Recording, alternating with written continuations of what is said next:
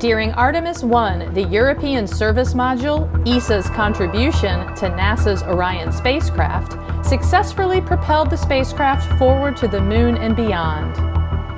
During Artemis II, it will once again serve as Orion's primary power and propulsion component and keep the spacecraft at the right temperature and on course. The difference? This time, real astronauts will be on board.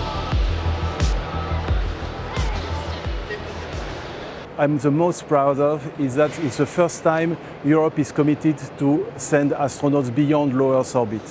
So far, during the last 20 years, we have mostly flown to the International Space Station, but for the first time, a group of astronauts will fly to the gateway first, to lunar orbit, and ultimately to the surface of the Moon. And the European Service Module is a key contribution to this transition from operation in low Earth orbit to the operation in the lunar domain, and ultimately also farther up to Mars. The first flight of Artemis I, that was to test the vehicle without a crew on board.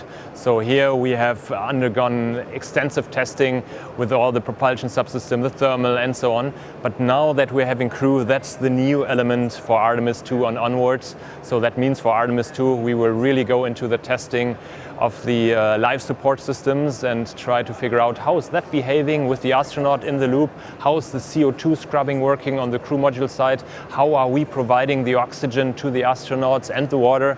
So all these elements will be new for Artemis II.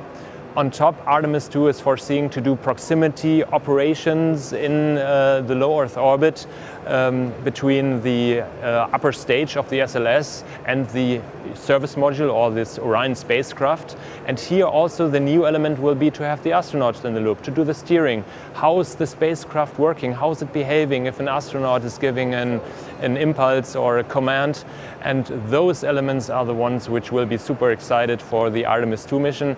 And then, of course, Artemis III, once we go to the Moon, once we go to the lunar surface, then this will be additional research, additional getting to know our vehicle and seeing how it's behaving. The next major milestone, as you can see behind me, is that there is no capsule on the top, no crew module, no capsule on top of the ESM.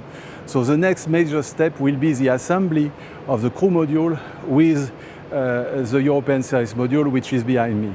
Once this crew module and the ESM are assembled, for the first time we will have an Orion Artemis II vehicle, fully integrated. We will test it again very thoroughly, and when it has been tested and it's good to go, we will handle the vehicle to the ground operation of NASA to start the further processing and preparation for the launch.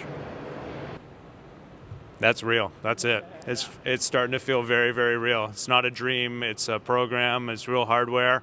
We're touching it. We're talking to the experts. We're on a path. Like yesterday, we spent a lot of time meeting other teams in addition to this team in this building, but other teams on site, and just how much work there is to do and how hard they're working, like how much overtime these people are putting in.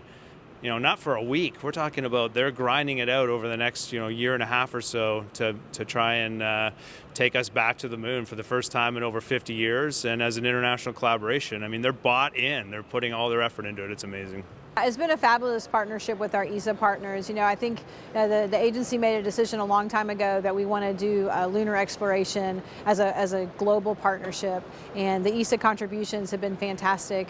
Our ESM-1 flew for the first time on Artemis I end of last year, and we couldn't have been more pleased with the performance we got out of that part of the spacecraft. We used less power than we expected. We generated more power than we had modeled. We used less prop than we had expected. I mean, just all of these great things and the performance of that spacecraft. So that European partnership's been fantastic, and with the Artemis Accords, the agency's pulling in more and more countries to help be part of this global exploration initiative.